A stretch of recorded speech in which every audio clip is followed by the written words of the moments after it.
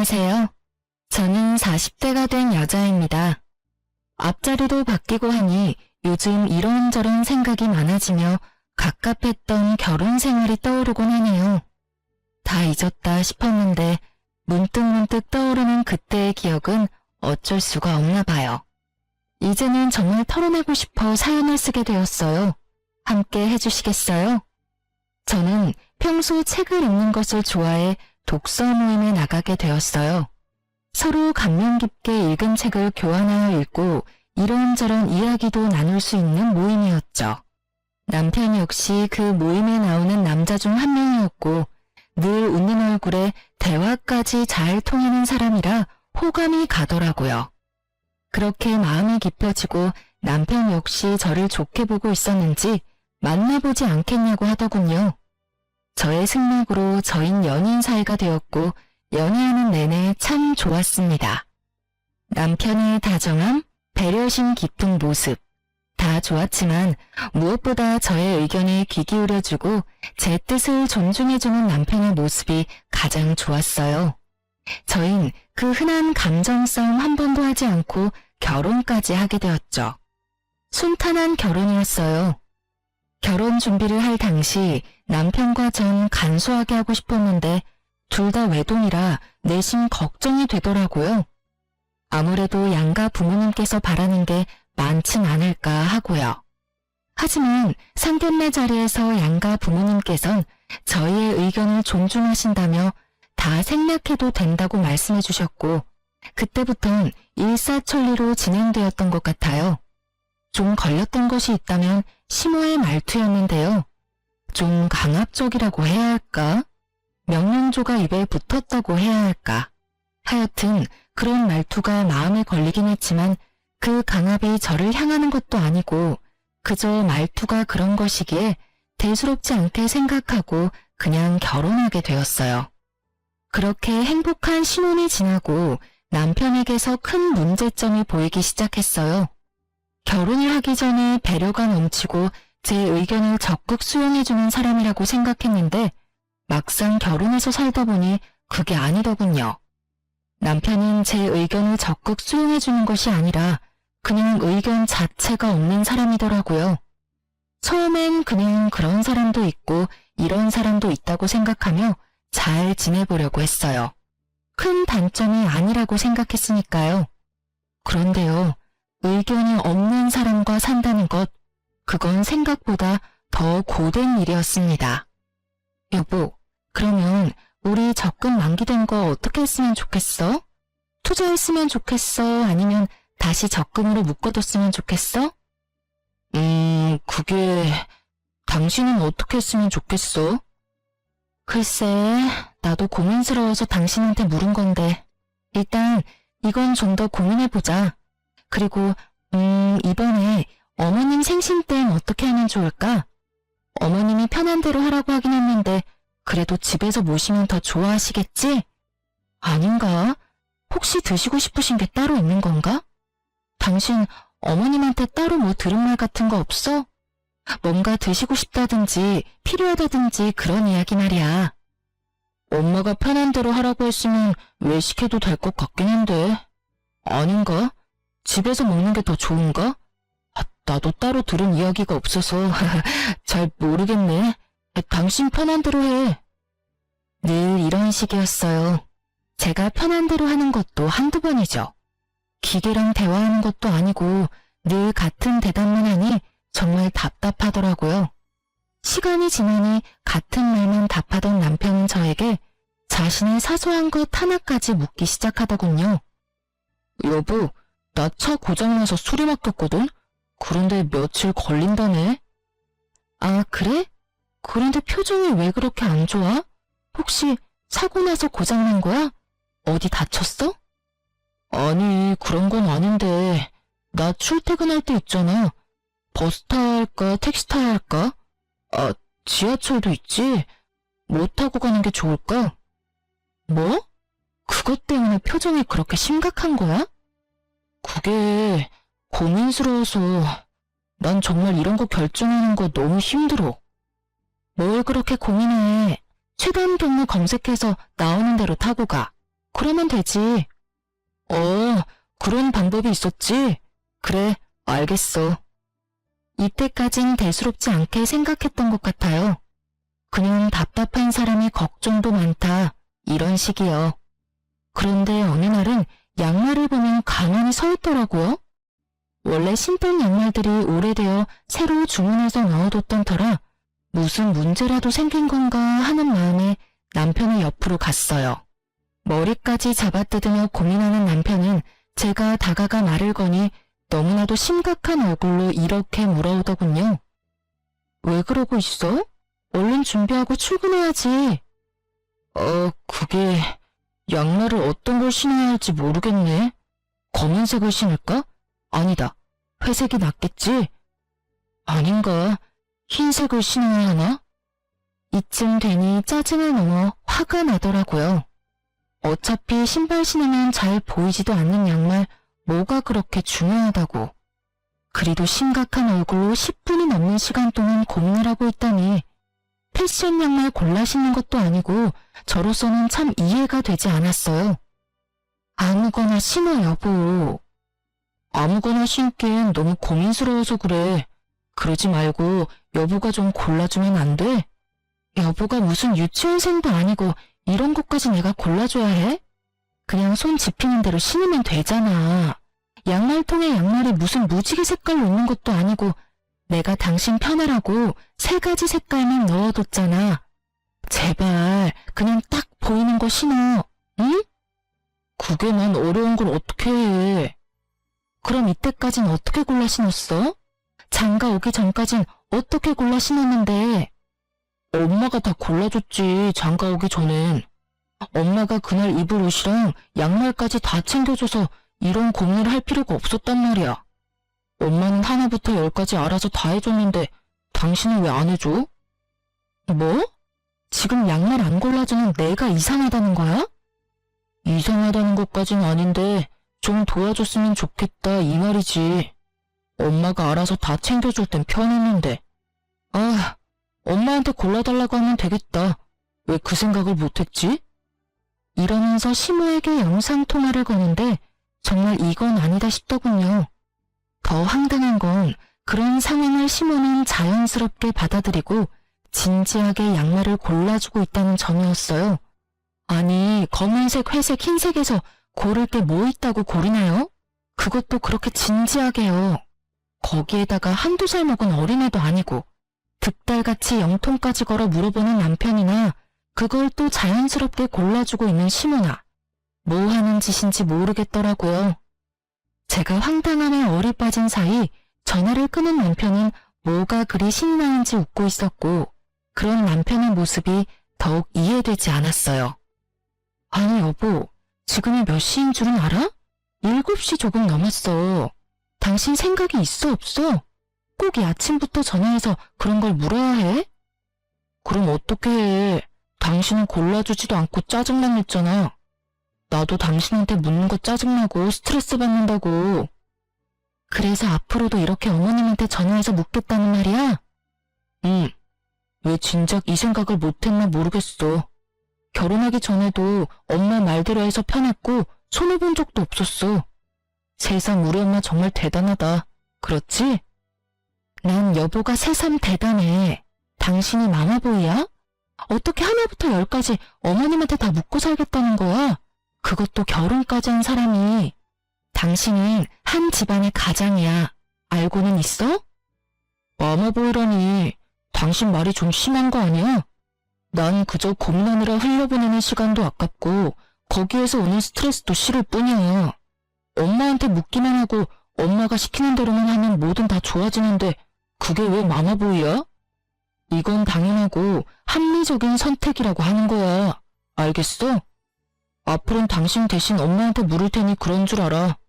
사실 내가 엄마하고 상의해서 결정하면 당신이 더 편하고 좋은 거 아니야? 하여튼 나 출근해. 저녁에 봐. 이렇게 말한 남편은 시모와 5분의 통으로 결정된 검은색 양말을 신고 출근을 하더군요. 그제서야 알겠더군요. 남편은 지독한 결정장애도 문제이지만 그것보다 더 충격적인 문제는 심각한 마마보이라는 것을요. 한번 영상통화에 포문을 연 남편은 틈만 나면 시모에게 전화를 하기 시작하더라고요. 그저 양말이나 옷을 골라달라는 전화들이었으면 제가 이곳에 사연까지 쓸 일은 없었겠죠. 아니, 애초에 이혼까지 하진 않았을 겁니다. 남편은 저와 일어나는 크고 작은 일까지 의견을 묻는다는 명목하에 다 알리기 시작하더군요. 친정 아빠의 생신이라 당연히 참석해야 하는 자리에 사위가 가도 괜찮냐고 묻지를 않나. 친구 결혼식에 가려고 하는데 축의금은 얼마를 해야 하며 식사는 하고 올지 답례품을 챙겨올지도 묻더군요. 어떤 날은 저녁에 된장찌개를 먹을까 김치찌개를 먹을까로 고민하길래 답답해서 된장찌개를 끓였더니 글쎄 그것도 시모에게 전화로 보고를 하더라고요. 엄마, 오늘 난 김치찌개가 먹고 싶었거든? 그런데 집사람은 된장찌개를 끓였지 뭐야? 이럴 땐 어떻게 해야 해? 그럴 땐 김치찌개를 먹고 싶다고 하고 새로 끓여달라고 하면 돼. 먹고 싶은 건 먹고 살아야지. 들었지? 나 김치찌개 먹고 싶어. 다시 끓여줘. 제 심정이 어땠을지 상상이 되시나요? 정말 보글보글 끓고 있는 된장 뚝배기로 남편 휴대전화를 부숴버리고 싶은 심정이었어요. 남편은 서서히 자신의 문제를 넘어 부부 사이의 문제까지도 시모에게 묻고 시모가 시키는 대로 하기 시작했고 당연히 저와 남편은 싸움이 잦아지게 되었어요. 일이 그렇게 되니 전 당연히 시모의 미움을 한몸에 받게 되었고 처음엔 남편을 통해 저에게 말을 전하던 시모는 어느 순간부턴 남편과의 전화를 끊어버리고 저에게 바로 전화를 걸어 훈수질을 하기 시작하더라고요. 아가, 너 요즘 우리 아들한테 잔소리를 그렇게 한다면서? 집안에서 여자 목소리가 너무 커도 좋지 않은 법이다. 나 봐라, 얼마나 내조를 잘하니? 날 보고 좀 배우렴. 그리고 앞전에 우리 아들 입고 왔던 옷은 영 별로더라. 그거 버리고 베이지 계열 옷 사다 입혀. 우리 아들은 그런 색 입히는 게 잘 받아. 알겠니? 이런 식으로요. 저에게 할 말을 어디 메모라도 해놨다가 몰아붙이는 것도 아니고 2, 3일에 한 번씩 전화가 와서 다다다 자기 할 말만 하고 끊어버리는데 정말 이건 아니다 싶더라고요. 아주 시댁의 시자만 들어도 치가 떨리는 상황인데 참고 있던 저의 인내심을 뚝 끊어버리는 일이 일어나고야 말았습니다. 그날도 다른 날과 마찬가지로 퇴근을 하고 기쁜 마음으로 집으로 돌아왔어요. 집엔 불이 환히 켜져 있었고 전 당연히 남편일 거라 생각했어요. 하지만 저희 집엔 남편은 없었고 누구보다 자연스럽게 주방에서 요리를 하고 있는 어머님이 있더라고요. 전 결혼을 하기 전부터 이건 절대 안 된다고 생각했던 것 중 한 가지가 이것이었어요. 시댁 식구뿐 아니라 친정 식구들이라도 부부의 공간은 함부로 들어오는 것은 절대 안 된다고요. 왜 막장 드라마에도 그런 장면들이 가끔 나오잖아요. 아내와 상의도 하지 않고 시모에게 현관 비밀번호를 알려주는 그 생각 없는 남편놈들. 저런 생각 없는 놈들은 그냥 결혼을 하지 말고 혼자 평생 살아야 한다고 욕을 했었는데 그 욕 얻어먹어 마땅한 인간이 제 남편이었더라고요. 제 생각이 이러했기에 그 순간 시모의 행동은 절대 용납도 이해도 되지 않는 것이었어요. 이런 제 생각은 전혀 알지 못하는 시모는 저와는 달리 아주 평온한 얼굴로 주인인 양 저를 맞이하더라고요. 왔니? 아니 글쎄 우리 아들이 오늘 전화가 왔는데 집에 먹을 게 없다고 하면서 쫄쫄 굶게 생겼다고 하길래 왔단다. 오랜만에 너도 보고 싶기도 하고 음식도 할 겸 해서 말이야. 쫄쫄 굶기는 개뿔. 저요 요리 학원도 다녔었고 친정엄마에게 웬만한 건 다 배워와서 음식 꽤 하는 편이었어요. 거기에다 요리하는 것도 좋아해서 냉장고를 비우는 일도 없었고요. 그날도 전날 밤에 미리 재워둔 갈비부터 해서 밑반찬 3가지, 묵국까지 한 끼는 제대로 먹고도 남을 음식들이 있었는데 왜 그런 전화를 했는지 도무지 이해가 되지 않더라고요. 이쯤 되니 남편은 그냥 저를 괴롭히고 싶은가 하는 생각도 슬슬 올라오며 저의 화는 더욱 계속 솟구치고 있었죠. 그렇지 않고서야 일을 이렇게까지 만들 리는 없을 테니까요. 냉장고에 오늘 먹을거리 다 만들어뒀는데 그이가 못 봤나 봐요. 그렇지 않아도 봤는데 우리 아들이 먹을 만한 게 없더라. 우리 아들은 그런 거 싫어해. 너 그러고 서 있지 말고 얼른 옷부터 갈아입고 와서 옆에서 좀 보고 배워. 내가 오늘 우리 아들은 어떻게 해야 좋아하는지 알려줄 테니까 말이야. 제가 미리 재워둔 갈비를 개눈 감추듯 먹고 그 양념에 밥까지 말아먹은 사람인데 그런 걸 싫어한다니요. 그리 잘 먹었던 것이 기억이나 굳이 피곤한 몸을 이끌고 장보다가 손수 재워둔 것이었는데요. 그냥 시모가 오고 싶어 안달이나 아들 핑계를 대고 와서 주방을 점령한 것이 분명해 보이더라고요. 전 이대로는 안 되겠다 싶었고 일단 옷은 갈아입어야 했기에 방으로 들어와 옷을 갈아입으며 최대한 마음을 가라앉혔어요. 심호흡을 몇 번이나 했는지 몰라요. 아무리 이 상황이 황당하고 화가 난다고 해도 흥분을 한 채 어른에게 제 뜻을 전하고 싶지 않았으니까요. 그렇게 전 주방으로 향했고 여전히 바쁜 시모에게 최대한 정중하게 말을 했어요. 저 어머님 부탁이 있어요. 응? 부탁? 말해보렴. 앞으로는 저한테 먼저 연락하고 오시면 안 될까요? 그러면 제가 일찍 마치고 와 있을 수도 있잖아요. 오늘처럼 이렇게 아무도 없는 집에 들어와 있는 건 아무래도 제가 좀 그래요, 어머님.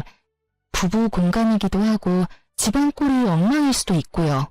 부탁 좀 드릴게요. 최대한 좋게 이야기했다고 생각했는데 시모는 그저 제 모든 것이 마음에 들지 않는다는 듯 들고 있던 국자까지 바닥에 내팽개치며 노발대발하기 시작하더군요. 뭐야?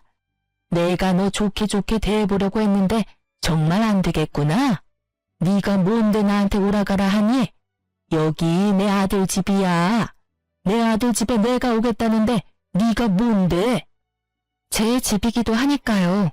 이 집 살 때 어머님 아들 돈만 들어간 거 아니고요. 제 돈도 반틈 들어갔으니 어머니 따지면 저희 부부집이죠. 아, 그러니까 네 말은 그까짓 알량한 몇 푼 보탰으니 네 집이기도 하다. 이 말이지? 그래서 나보고 앞으로는 발길도 하지 말라.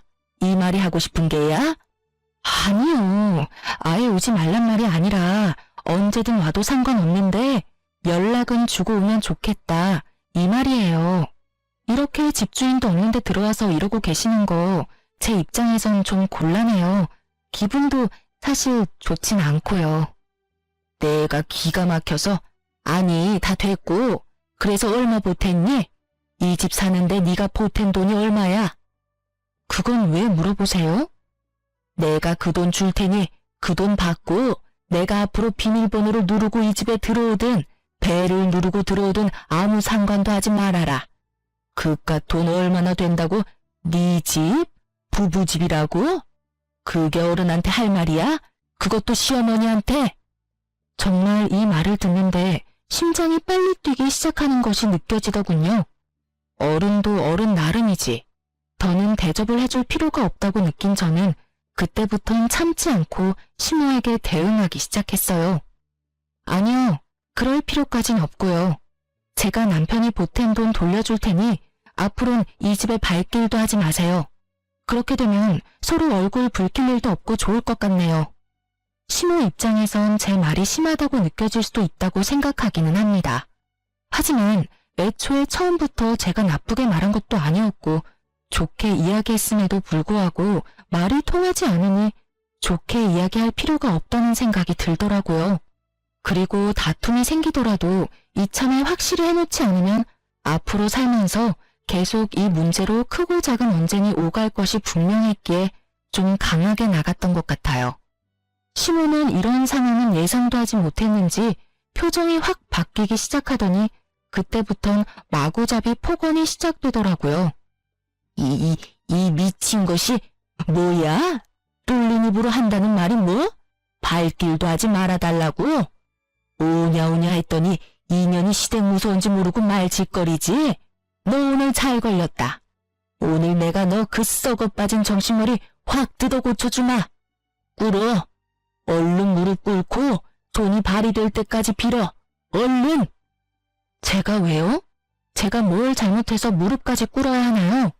전 절대 무릎 꿇을 생각도 손이 발이 될 때까지 빌 생각도 없어요. 아니, 애초에 잘못은 어머님이 하셨잖아요. 요즘 아무리 자식 집이라고 해도 아무도 없는 집에 이렇게 막무가내로 들어오는 부모님들이 어디 있어요. 저희 친정 부모님들은요, 사위 불편할까 싶어서 집에 찾아오지도 않으시고 친정으로 부를 때도 사위 일정 2번, 3번씩 물어보시고 컨디션 체크까지 해서 부르세요. 그런데 어머님은 제가 뭘 그렇게 잘못했다고 욕하면서 무릎까지 꿇으라고 하냐고요. 기어코 저의 입에선 쌓인 말들이 쏟아져 나와버렸고 제 말을 듣고 있던 시모는 사연은 차마 쓰지 못할 욕을 하기 시작하더군요. 각종 동물의 새끼들이 난무하고 제 어깨를 손가락으로 밀치기까지 하는데 차마 상종 못할 인간이라는 생각이 딱 들더라고요. 그래서 전 대화가 시작되기 전 혹시 모를 상황에 대비해 녹음 중이던 휴대전화를 버젓이 시모의 얼굴에 내밀었어요. 그러니 또 시모가 노발대발하며 물어오더라고요. 너 지금 뭐하니? 설마 녹음하니? 네, 다 녹음하고 있어요. 혹시나 하는 상황이 오면 이런 것도 다 증거가 된다고 하더라고요. 그래서 미리미리 증거 확보하고 있어요. 사실 증거용으로 녹음한 것은 아니었고 남편에게 네가 오늘 나에겐 단 한마디 상의도 없이 시모에게 현관 비밀번호를 알려줘서 이런 상황까지 왔다는 것을 들려주려고 녹음한 것이었는데 이게 이런 식으로 쓰일 줄은 저도 미처 알지 못했네요. 하여튼 시모는 본인이 생각해도 말이 심해도 너무 심했다 싶었는지 이때부턴 말은 하지 않았고 말 대신 눈으로 욕을 하기 시작하더군요. 그러면서 본인이 만든 음식과 식탁 위에 올려져 있던 한약을 챙기며 이렇게 말하더라고요. 내 아들 먹이려고 한 음식 네 입에 들어가는 꼴은 못 보겠으니 다 챙겨가서 내 아들 먹이마. 그리고 이 한약은 너 임신 잘 되라고 비싼 돈 주고 지어온 한약인데 네 말대로 혹시 모르는 상황이 올 수도 있으니 이것도 가지고 가마. 네, 그렇게 하세요. 그리고 다음부턴 연락은 꼭 하고 오시고 빈집에는 들어오지 마세요. 못된 년 같으니라고 오라고 부탁을 해도 앞으로는 올 일 없을 것이다. 오늘 네가 나한테 어떻게 했는지 잊지 말렴. 내 기필코 네가 땅을 치고 후회하게 만들어줄 테니. 마지막까지 대화를 욕으로 마무리한 시모는 현관으로 향했고 그 순간 퇴근하고 돌아오는 남편과 마주하게 되었죠. 머리끝까지 화가 난 시모는 남편을 지나쳐 나가버렸고 남편은 심상치 않은 분위기를 감지했는지 집으로 들어오려던 발걸음을 돌려 그대로 시모를 따라가 버리더라고요. 기가 얼마나 막히는지 그저 코웃음만 나더군요. 전 이때부터 심각하게 이혼을 고민하게 되었어요. 사랑? 물론 남편을 사랑하긴 했었죠. 그러니 결혼까지 하게 되었던 거고 그때껏 모진 수모도 참아왔던 거고요. 하지만 그 사랑이란 감정도 많은 실망들로 인해 식어버린 지 오래였고 무엇보다 저딴 인격의 시모를 진심으로 존경하며 잘 살 자신이 없었어요. 제 고민이 깊어지는 사이 일주일이 지났고 그렇게 가버린 남편은 연락도 없이 돌아오지 않고 있었어요. 하루 이틀이야 저 역시 머리가 복잡했기에 돌아오지 않는 남편을 보며 차라리 잘 됐다는 생각도 했었지만 그것이 3일이 되고 4일이 되더니 기어코 일주일 찍고 나니 아무리 그래도 이건 아니라는 생각이 들더라고요. 그래서 전 끝을 내더라도 얼굴을 보고 끝을 내야겠다는 생각에 시댁으로 찾아가게 되었어요. 시댁에 도착을 하니 어떤 젊은 여자가 시댁 문을 열고 들어가고 있었는데 한눈으로 봐도 처음 보는 여자인데 자연스럽게 열린 대문으로 들어가고 있더라고요. 누구인지 떠올리는 것도 잠시 제대로 닫히지 않은 대문을 열고 시댁으로 들어갔고 현관문도 열어보니 잠겨있지 않아 인기척을 내며 들어가려는 순간이었어요. 임신이라는 단어가 제 귀에 와서 딱 박히는 순간 전 모든 행동을 멈추고 시모와 젊은 여자의 대화를 엿듣기 시작했어요. 그러니까 임신은 언제든 가능하다, 이 말이죠? 그거 참 다행이네요. 네, 병원에서 자궁도 건강하고 다른 문제점도 없다고 했어요. 결과지는 여기 있어요. 좋네요. 아유, 한 번에 임신이 되면 얼마나 좋을까. 내 나이도 있고 아들도 그렇고 빨리 손주가 보고 싶거든요. 오죽했으면 이런 짓까지 하겠어요. 이야기를 들어보니 시모가 드디어 정신이 나갔는지 대리모를 들인 것 같더라고요. 당장이라도 그 잘난 아들 이혼이라도 시키고 싶은데 저에게 이혼 사연은 없고 그렇다고 제가 호락호락 이혼을 받아들이지 않을 것이 분명하고 그런 와중에 손주는 빨리 보고 싶은데 제 피가 섞인 손주는 보고 싶지 않았던 시모가 이 미친 짓을 꾸민 것이었어요. 이런 정신 나간 일에 남편의 뜻은 어땠는지 생각할 필요도 없었어요. 그 인간은 엄마 말이라면 똥이라도 처먹을 그런 인간이었으니까요. 아, 약은 잘 챙겨 먹고 있죠? 이 한약 유명한 한의원에서 지어온 임신 잘 되는 약이에요. 이왕 일 치르기로 한 거 빨리 끝내는 게 서로한테 좋지 않겠어요? 네, 들어오던 날부터 해서 3일 동안 하루도 빠지지 않고 잘 먹고 있어요. 오늘은 배도 유난히 더 따뜻한 것 같고 그렇네요. 그래요? 비싼 값 하네요. 그리고 다시 한번 말하지만 우리 바깥 양반 앞에서는 지금까지 했듯이 내 먼 친척 딸이라고 해주면 돼요. 절대 실수하면 안 되는 거 알고 있죠? 네, 그럼요. 실수하지 않도록 할게요. 걱정하지 마세요. 3일이나 됐더라고요. 남편이 시댁에서 지내기 시작한 지 고작 일주일인데 그 젊은 여자가 시댁에서 지내기 시작한 게 3일이라니. 어이도 없고 머리끝까지 화도 차올랐지만 일단 전 그 자리를 벗어났어요. 들이닥쳐 다 엎어버리고 끝내버리기엔 벌인 일에 비해 너무 약한 벌을 주는 것 같았으니까요. 집으로 돌아온 전 당장이라도 남편 놈을 집으로 불러들여야 하나 고민도 했지만 이미 이혼도 결심했겠다. 남편 꼴도 보고 싶지 않을 뿐더러 남편이 시댁에 있어야 진정한 복수가 될 것 같아 그냥 두기로 했어요. 전 어떻게 해야 할지 고민했고 묘수가 될지 무리수가 될지 모르겠지만 한 가지 방법이 번뜩 떠오르더군요. 다음날 전 꽤 일찍부터 시모의 집 가까운 곳에 차를 주차하고 남편이 돌아오길 기다렸어요. 아무래도 저녁엔 시부도 집에 있을 것이고 일이 일어난다면 낮을 거란 생각에 일찍 서두른 것인데 아니나 다를까 점심시간이 지나자 반차라도 쓴 것인지 남편놈이 모습을 드러내더라고요. 저는 숨죽여 시댁을 주시했고 뒤이어 시모가 나오는 모습을 보고 확신해차 경찰에 대리모를 고용해 불법적인 행위가 일어나는 곳이 있다며 신고를 했습니다. 여러모로 고생이 많으신 경찰관분들은 정말 총알같이 출동을 해주셨고 저는 경찰관들을 대동하고선 시댁을 들이닥쳤어요. 남편이 집에 두고 간 시댁집 열쇠를 챙겨온 덕에 벨 따윈 누를 필요도 없이 그야말로 현장 급습을 하게 된 것이었죠. 갑작스럽게 들이닥친 저와 경찰관을 본 남편과 여자는 크게 당황을 하더라고요.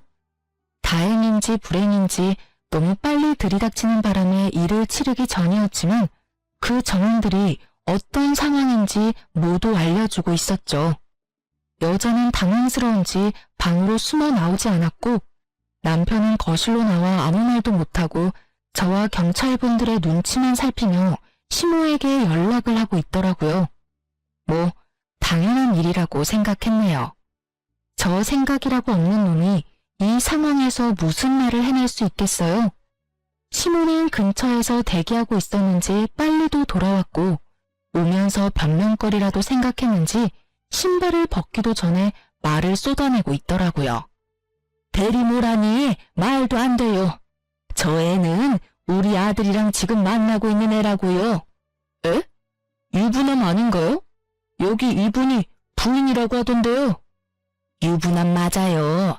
맞긴 한데 곧 이혼할 예정이라 별거 중이었어요. 아무래도 며느리가 큰 오해를 하고 신고까지 한 모양인데 절대 그런 거 아니니 이만 돌아가 주세요. 이혼이라뇨? 전 이혼에 관해선 이야기 들은 적도 없는걸요. 다툰 건 남편이 아니라 어머님이랑 다퉜고 집 나간 남편이 일주일째 집에는 오지도 않고 시댁에 있었던 건 맞는데 이혼 이야기는 한 적도 없어요. 상반되는 주장에 경찰관은 이러지도 저러지도 못하는 상황이 되어버렸어요. 대리모 처벌을 받게 된다면 제일 좋은 상황이겠지만 찾아보니 불법적인 행위는 맞으나 그걸 증명하는 것이 몹시 어려울 뿐 아니라 현실적으로 힘들 수 있다는 걸 알고 있었기에 이쯤에서 경찰관들은 보내드리기로 했어요. 애초에 저의 계획은 이 모든 광경을 경찰분들이 함께 보고 들어 훗날 혹시 모르는 상황에 이와 같은 사유로 신고했다는 기록을 남기고 또 저의 증인이 되어주시면 좋겠다 하는 마음에서 신고를 한 것이었으니까요. 저의 계획대로 경찰관들은 언제든 도움이 필요하다면 연락을 달라며 연락처를 주고 가셨고 시모는 저에게 고래고래 소리를 지르기 시작하더군요. 이 미친년아, 이게 무슨 짓이야? 경찰에 신고를 해? 네가 제정신이야? 누가 누구한테 해야 할 말을 하고 있는지 어머님이야말로 제정신이세요? 도대체 무슨 생각이면 이딴 짓까지 할 수 있는지 그 정신세계가 다 궁금하네요. 미치지 않고서야 이딴 짓을 벌일 생각을 하세요? 이렇게 된 게 다 누구 탓인데? 다 너 때문이잖아. 이게 왜 제 탓이에요? 미쳐도 곱게 미쳐야지. 왜 엄한 사람 탓을 하세요? 네가 날 무시해서 이런 일이 일어난 거다. 내 아들을 데리고 사는 주제에 네가 감히 날 무시해? 집에 발길도 하지 마. 연락을 해? 네가 내 말만 잘 듣고 그따위로 굴지만 않았어도 내가 이렇게까지 하진 않았을 거다. 이 모든 게 다 날 무시한 너 때문에 일어난 결과다. 이 말이야. 알겠니? 정말 정신이 나간 사람처럼 눈을 뒤집고 억지를 부리던 시모는 방에 숨어 떨고 있던 여자를 끌고 와 자신의 옆에 세우더니 이렇게 말하더군요. 난 얘를 내 며느리로 맞을 예정이니 넌 그런 줄 알고 당장 내 아들이랑 이혼해. 당장! 이혼하라고 하면 누가 겁낼 줄 아세요? 그깟 이혼 그렇지 않아도 할 거라고요. 돈 두둑하게 준비해두는 게 좋을 거예요. 저 소송에 하는 한이 있더라도 위자료 청구는 꼭 할 거니까요. 위자료? 우리가 왜 위자료를 줘야 하니? 그런 돈 먹고 죽으라고 해도 없다. 내 말 못 들었니? 우리 아들 이 여자랑 결혼시키려면 돈 들어갈 데가 한두 군데가 아닌데 너한테 줄 돈이 있겠니? 헛꿈 꾸지 말고 그냥 조용히 이혼이나 해. 알겠어? 아줌마, 법이 뭐 아줌마 뜻대로 마음대로 다 될 줄 아세요? 헛꿈은 아줌마가 꾸고 계시네. 꿈 깨세요. 재혼은 무슨, 이혼이나 제대로 하고 아들 재혼시킬 생각을 해야지. 시모의 말이 저도 어이가 없었는데 그 여자도 어이가 없긴 없었는지 두려움에 떨던 모습은 온데간데 없이 사라지고 크게 화를 내며 말하기 시작하더라고요. 잠시만요. 아줌마, 지금 무슨 소리 하시는 거예요? 결혼이라니. 제가 언제 결혼한다고 했어요? 전 그저 일을 하러 온 것뿐이라고요. 여자의 반박은 예상하지 못했는지 시모가 크게 당황하며 여자를 설득하기 시작하더라고요. 시모의 설득에도 여자의 마음을 돌리기엔 부족해 보였지만요. 그게 아가씨 잘 생각해봐요. 우리 집 이 정도면 꽤 사는 편이고 우리 아들 능력도 좋아. 아가씨도 이런 일이나 하는 것보단 결혼해서 아기 낳고 안정적으로 사는 게 더 좋지 않겠어요? 며칠 되진 않았지만 내가 아가씨가 마음에 들어서 그래. 우리 바깥 양반한테야 사실 먼 친척이 아니라 친구 딸이었다고 둘러대면 되는 거고. 어때요? 좋지 않아요? 좋기는요? 제가 비록 돈이 급해서 이런 제안을 받아들이긴 했지만 이딴 남자랑 결혼할 생각은 죽어도 없다고요. 거기에다가 이런 시어머니라니 제가 미쳤어요? 그리고 유부남이라니 이혼남이라고 했잖아요. 이혼했는데 자네는 꼭 보고 싶어서 어쩔 수 없이 이런 방법까지 찾게 됐다면서 그래놓고선 기막혀서 정말. 저 그만둘게요. 어차피 그 한약만 먹었다 뿐이지 일은 시작도 못했고 돈도 못 받았으니까 없던 걸로 치자고요. 그럼 전 가볼 테니 집안일은 알아서들 해결하시라고요. 아가씨, 그러지 말고 다시 생각해봐요. 몇 번을 생각해도 제 생각은 변하지 않으니 이것 좀 놓으시라고요. 간절하게도 매달리는 시모의 팔을 뿌리친 여자는 자신의 짐을 챙겨 현관문을 열었고 그 순간 사람들이 우르르 넘어지듯 시댁으로 들어오는 것이 아니겠어요? 알고 보니 조용한 동네에 경찰들이 왔다 갔다 하니 궁금했던 동네 사람들이 시댁 앞으로 서성이기 시작했고 궁금증을 참지 못했던 몇몇 분들이 열린 대문으로 들어가기 시작하자 뒤따라 많은 사람이 들어오게 되었고 그렇게 모인 사람들은 현관 앞에 귀를 세우고 모든 대화를 엿듣게 된 것이었어요. 동네에서 온갖 고상한 척은 혼자 다 하며 시모 홀로 저 세상 우아한 척은 다 하고 다닌 것을 아는 저로서는 참 눈물나게 웃긴 상황이었지만 시모에겐 그만큼 치욕스러운 일이 없는지 얼굴이 홍당무처럼 붉어졌더라고요. 이게 무슨 개망신이야? 다들 뭘 보고 있어요? 당장 나가지 못해요? 시모의 호통에 다들 밖으로 나가긴 했지만 눈빛들이 초롱초롱한 걸 보아하니 중요한 내용은 다 들은 것 같더라고요. 시모는 이런 상황 역시 전부 제 탓으로 돌리고 싶은지 저에게 또 온갖 말을 쏟아내더라고요. 이게 다 니년 때문이라고. 이게 무슨 망신이야? 이제 동네에 얼굴을 어떻게 들고 다니냐 이 말이다. 이 와중에도 제 탓인가요?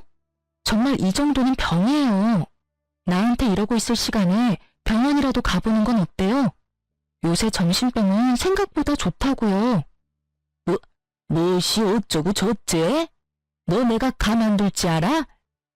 너 이렇게 독하고 되바라지지 못한 년이라고 다 소문내고 다닐 거다. 그렇게 되면 네가 얼굴이라도 똑바로 들고 다닐 수 있을지 알아? 네 인생 거기에서 끝이다 이거야. 아줌마, 명예훼손이라는 죄가 생각보다 커요. 그러다 제가 합의라도 안 해주면 어디 가야 하는지는 잘 알고 있죠? 깜빵 가야 해요, 깜빵. 뭐 생활비 안 들고 좋긴 하겠네요? 머리채 정도는 잡혀줄 요량으로 한 말인데 시모는 아무 말도 하지 못하고선 목덜미만 잡고 곡소리를 내고 있더군요. 마음에 담아뒀던 말도 다 했겠다. 상황을 보니 제가 거기에서 더 할 일은 없어 보이더라고요. 이미 제가 바랬던 것보다 더욱 만족스러운 상황이었으니까요. 전 한 가지 중요한 사실과 더불어 이혼을 통보하고선 시댁에서 나왔어요. 혹시 알아?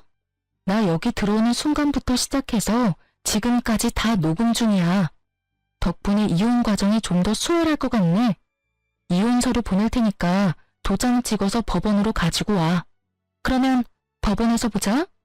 혼자 오기 그러면 네 엄마랑 오든가 해. 전 집으로 돌아왔고 실시간으로 변하는 감정 앞에 울다가 웃다가를 계속해서 반복했던 것 같아요. 생각보다 더 잔혹했고 더 아프더라고요. 그렇게 감정의 널뛰기 속에서 헤어나오고 있는 순간 시모와 남편이 찾아왔더라고요. 그 순간에도 남편은 입을 다물고 있었고 시모가 주도해서 말하기 시작했어요. 예, 일이 이렇게까지 됐는데 계속 같이 살라는 말은 하지 않으마. 이혼은 물론이고 조건도 다 맞춰줄 테니 부탁 한 가지만 들어주면 안 되겠니? 부탁이요?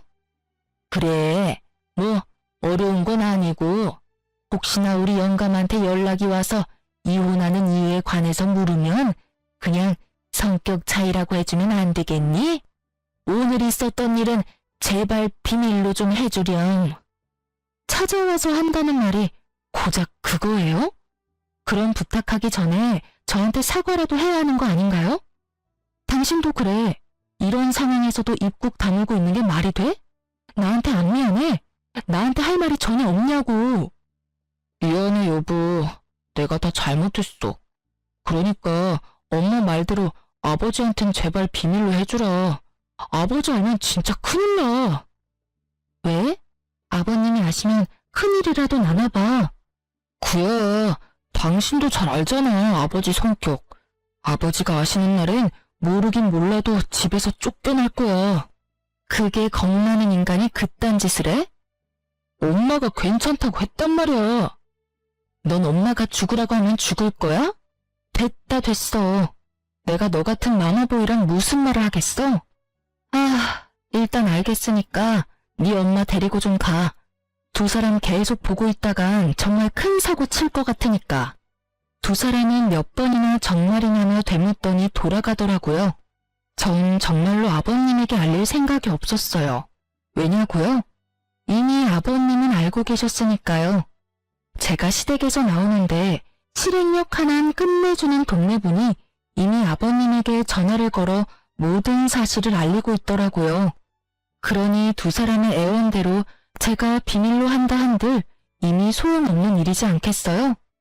그 비정상적인 집안에서 유일하게 정상적인 분이 아버님이시니 두 사람의 앞날이야 뻔했죠. 아니나 다를까 퇴근을 하신 아버님은 시댁을 뒤집어 엎어버리고 저에게 전화를 주셨더라고요. 수화기 너머로 들려오는 심오한 남편놈의 흐느끼는 소리가 참 들을만 하더군요. 아가야, 이야기 다 들었다. 내가 너에게 너무 미안해서 어떻게 미안하단 말을 전해야 하는지 모르겠구나. 정말로 미안하구나. 내가 너를 대신해서 두 사람에게 크게 한 소리 했다. 아무리 정신이 나갔다고 해도 어떻게 그런 짓거리까지 할 수가 있는지. 너도 그렇다. 그런 일이 있었으면 혼자 끙끙거리지 말고 나한테 알렸어야지. 혼자 얼마나 힘들었을 거야. 내가 정말 그 말을 듣는데 우리 아가가 혼자 힘들었을 생각을 하니 억장이 다 무너져서 혼났어. 좋지도 않은 일 일찍 아셔봤자 이렇게 속상해하실 게 뻔하니 입이 안 떨어지더라고요. 죄송해요. 네가 죄송할 게 뭐가 있어? 내 걱정에 그런 걸 나도 다 알고 있는데. 어찌되었든 난 이 인간들한테 어떠한 도움도 주지 않을 테니 네가 하고 싶은 건 다 하렴. 알겠니? 네, 알겠어요. 그렇게 말씀해 주셔서 감사해요. 감사하긴. 늘 건강하거라, 아가. 네, 아버님도 건강하세요. 이 통화를 마지막으로 아버님과 더는 연락을 주고받는 일은 없었어요. 전 변호사를 선임했고 제가 가지고 있던 모든 증거를 넘겨드렸죠. 이혼 소송과 함께 시모를 상대로 한 위자료 청구 소송도 진행하게 되었고 전 승소하게 되었어요. 결정적으로 승소를 하게 된 건 당시 현장에 출동했던 경찰관 두 분의 증언과 출동 기록 때문이었는데요. 어쨌든 전 성공적으로 이혼을 했고 위자료도 생각보다 더 많이 받을 수 있었네요. 그 지긋지긋하던 시댁과의 인연도 끝이 나고 전 시댁이 있는 쪽으론 보지도 않고 살았는데 거래처 미팅이 하필 전 시댁 근처에서 잡히는 바람에 어쩔 수 없이 간 적이 있었어요. 약속 장소 근처에 주차하고 전 시댁 앞을 지나는데 저를 알아본 몇몇 주민분들이 저에게 전 시댁의 소식을 알려주고 싶으신지 큰 소리로 대화를 하기 시작하더라고요. 아니, 글쎄 그 이야기 들었어? 무슨 이야기? 저 집에 경찰 왔다 가고 난 뒤에 아주 집안이 풍비박산이 났잖아, 왜? 아, 그래? 그 집 아들 이혼하고 집에서도 쫓겨났다지 아마? 그딴 짓을 했는데 집에서만 쫓겨났겠어? 회사도 잘렸다던데. 마침 마트 집 딸이 저 집 아들이랑 같은 회사를 다녔지 뭐야. 바람이라고 하든 사랑이라고 하든 엄연한 범죄인데 회사에도 소문이 쫙 돌아서 결국 잘렸다고 하더라니까. 그거 참 꿀 좋다고 생각하며 걸음을 서두르려는데 아직 남은 이야기가 있는지 저를 따라오며 대화를 하시더라고요. 그런데 아들은 그렇다 치고 그 옆에 있는 왜 안 보여? 에? 몰랐어? 그 옆에 애도 집에서 쫓겨났잖아. 집안을 풍비박산을 내놨는데 안 쫓겨나고 배겨? 온 동네를 누비고 다니면서 온갖 고상한 척은 혼자 다 하더니 결국 이혼당하고 집에서 쫓겨나고. 그러게 장가가면 내 아들 아니다 하고 살아야지. 요즘 시댁이 옛날 시댁이랑 같나? 하여튼 이혼당하고 쫓겨날 때도 얼마 받지도 못했다고 하더라고. 그 나이에 쥐꼬리만한 돈 받아서 쫓겨났으니 노년 참 고달프게 생겼어. 어머, 그래서 요즘 안 보였나 보네. 난 또 창피해서 밖에 안 나오는 건 줄 알았지. 그 옆에 내 얼굴에 철판이 얼마나 두꺼운데 그런 일이 있었다고 집에 처박혀 있겠어?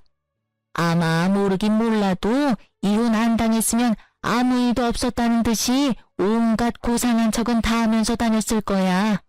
그 꼴 안 봐도 돼서 얼마나 다행인지. 아, 그리고 들어보니까 끼고 살던 아들이랑 나란히 쫓겨나서 다른 동네에서 월세방 얻어서 살고 있다고 하더라고. 제가 알기론 전 시댁에 재산이 조금 있기도 했고 아버님이 일도 꾸준히 하셔서 두 사람 다 돈 걱정 한번 해보는 일 없이 살았던 걸로 알고 있는데 이야기를 들어보니 노후가 꽤 볼만하겠더라고요. 그나마 모았던 전 시누의 비상금도 위자료로 저에게 다 준 것으로 알고 전 남편 역시 남은 돈이 얼마 없는 것으로 알고 있으니까요. 거기에다 직장까지 잃었으니 절망스럽겠네요. 아, 아닌가요?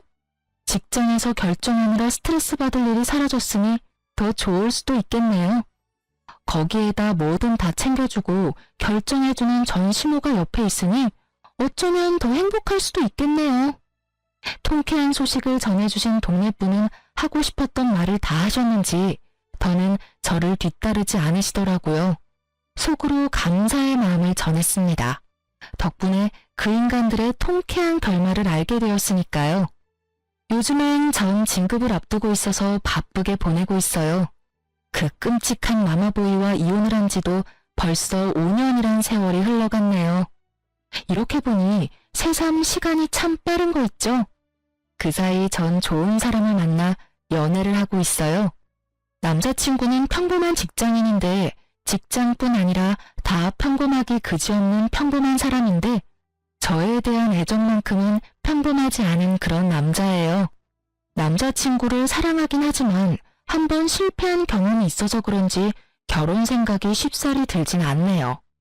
이런 저의 마음을 남자친구도 아는지 조급하게 생각하지 않는다며 기다려준다고 하고요.